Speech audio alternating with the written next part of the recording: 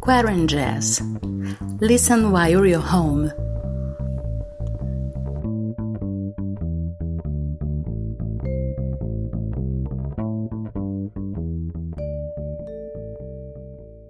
Welcome to the 5th episode of QuaranJazz, your weekly update on what amazing jazz musicians from all over the world are doing during social isolation days. I'm Geisa Fernandes, singer-songwriter and music researcher from Rio de Janeiro, Brazil, and this podcast has been created for being a meeting point.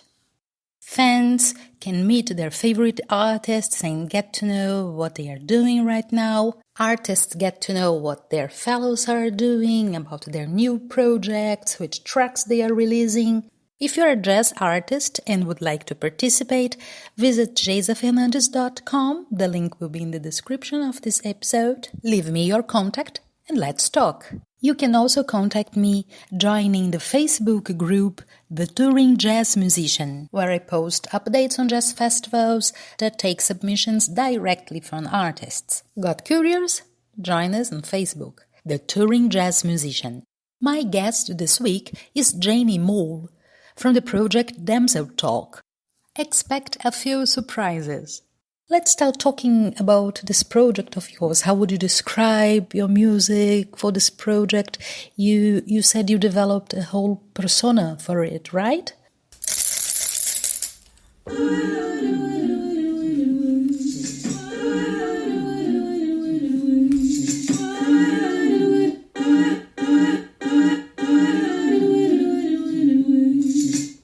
Hello. I was just messing about with a loop station there, and I thought I'd start the interview with a bit of sound. So my name is Jenny Moule, but my sort of artistic name, the name of the project is Damsel Talk. My music uses a lot of spoken language. I love words, and I often drop into accents and characters come out on stage. So, and I guess the damsel is the dame. I take on a rather diva-ish persona, very inspired by heroines from Hitchcock films, and just sort of, I've always been very obsessed with Lauren Bacall and Rita Hayworth and these larger-than-life examples of femininity. They're very kind of powerful and seductive and quite intimidating. I guess, phrase, the question is describe your music, and all I'm doing is really describing a character. Theatre came first. Theatre came before music. So, sadly, the theatrical side I prioritize the theatrics and the character.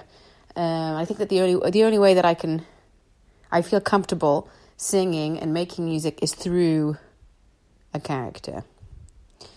I don't like to be me on the stage. That's a strange thing to say, but I find it far more interesting to pretend to be someone from the 1940s or the 50s. I feel like I like to channel a different person. I am very fortunate that in Buenos Aires I've had the opportunity to play in a jazz club, it feels like a speakeasy. So the last album was designed for that space. I started writing music for that space. So it's quite cabaret. We often play at 1 a.m. We had like the final slot on a Saturday night. So it's the 1 a.m. crowd. So you have more freedom to be raunchy and naughty, and naughty's not the word I want to use, but you can also be a bit anarchistic.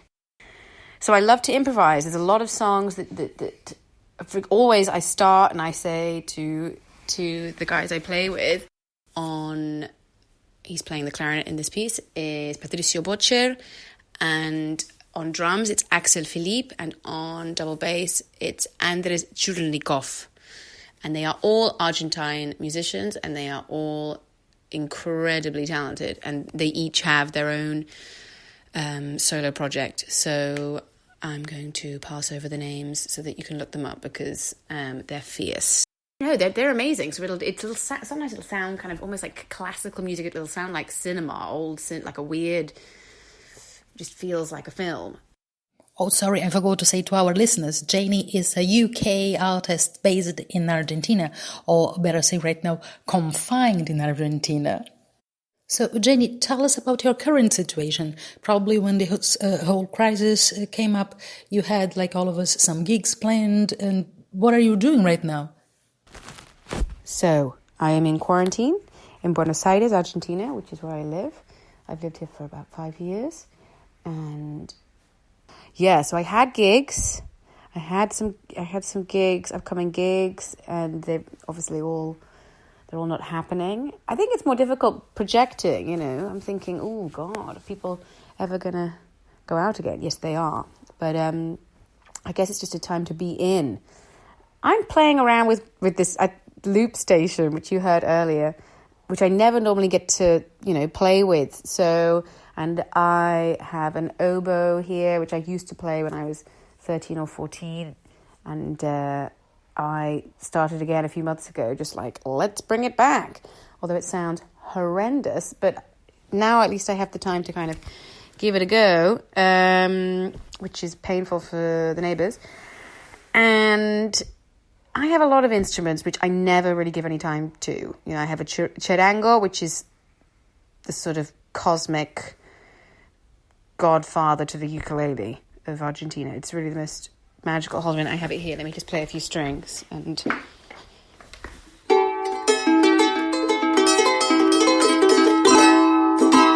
there we go. No, it's stunning. It's like a harp. It's you feel.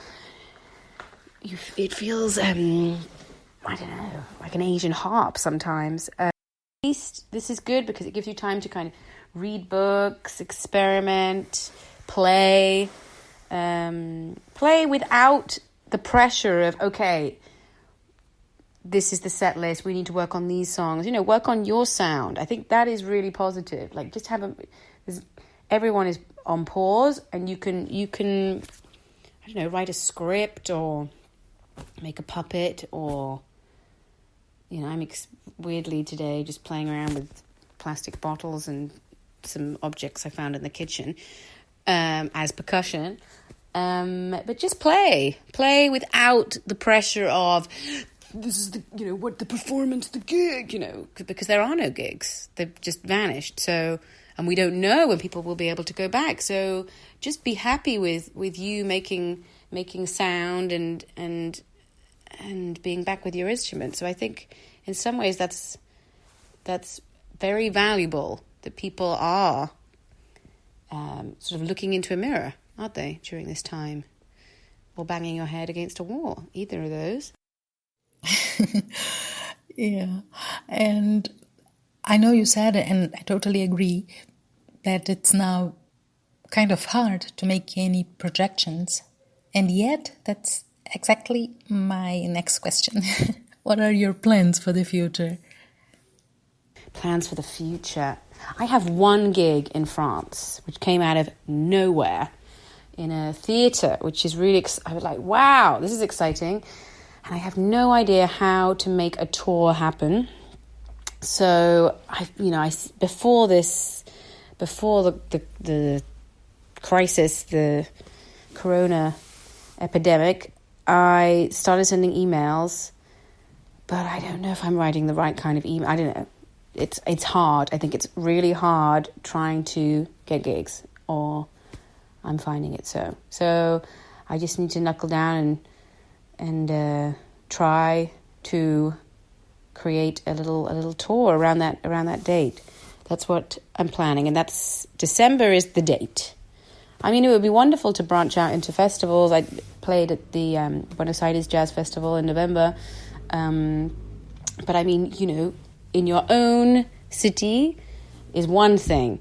And then, I guess, branching out into France or Spain, or even in England, I found it incredibly hard over the summer. I didn't really get many gigs, and it's hard. So I guess that is what I need to work on. You know what, Jenny? It's good to know that this gig getting thing is an issue for everyone, because sometimes, we get this feeling by social media, for instance, that everything is nice and easy and breezy because we just showed a nice part in our Instagram profiles, but there's this whole hard work about being a musician that sometimes doesn't make its way to the social media profiles, but it's definitely a very big part, an important part of being a musician. I'm glad you brought it up. Thank you for that. And now, what about this track we're going to hear?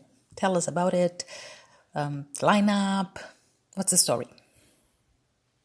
So the song is called Lovers or Thieves. I'm going to quickly mention the remarkable musicians that made this piece of music with me, because one thing is writing lyrics and going, it sounds like this, and the other wonderful thing is having these brillantes, I want to say, like illuminating musicians that make it come alive. It's like you write a play, you need the actors to incarnate and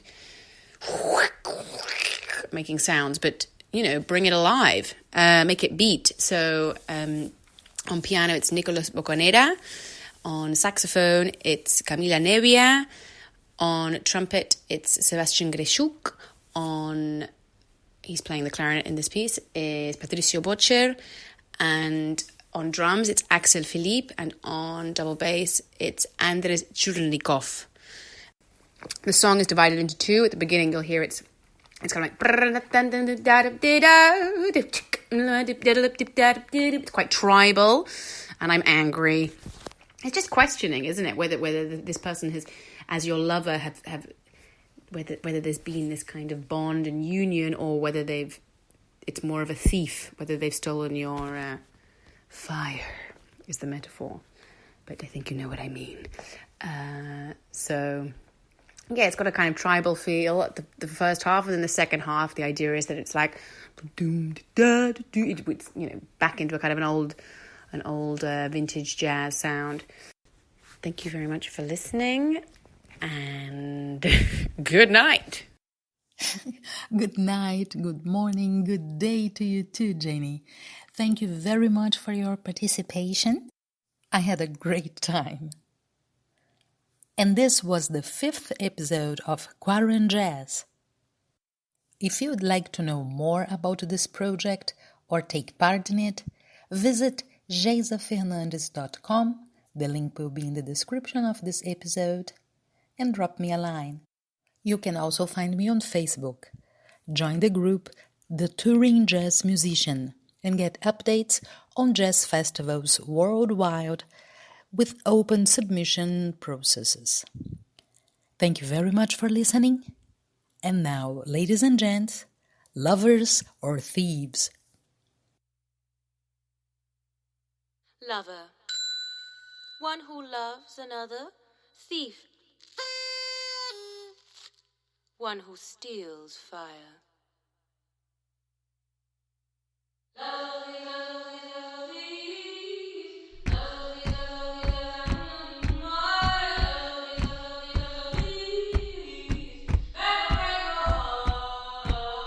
Lovers or thieves, lovers or thieves, lovers or thieves. Lovers or thieves, lovers or thieves, lovers or why? Lovers or thieves, lovers or thieves, lovers or thieves. Make or break your heart. Sweet medicine, or do they meddle in? Sweet medicine, or do they meddle in?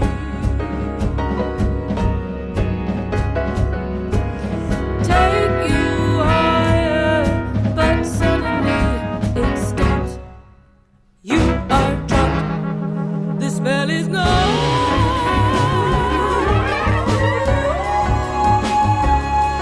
From mermaid to nerd. Wow, wow.